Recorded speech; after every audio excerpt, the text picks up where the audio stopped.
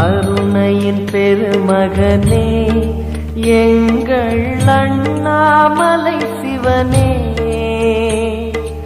ஆடிய பாதத்தில் ஓரிடம் வேண்டும், ஆடிய பாதத்தில் ஓரிடம் வேண்டும். அருள்வாயீஸ்வரனே, அன்பே அருணாச்சல சிவனே.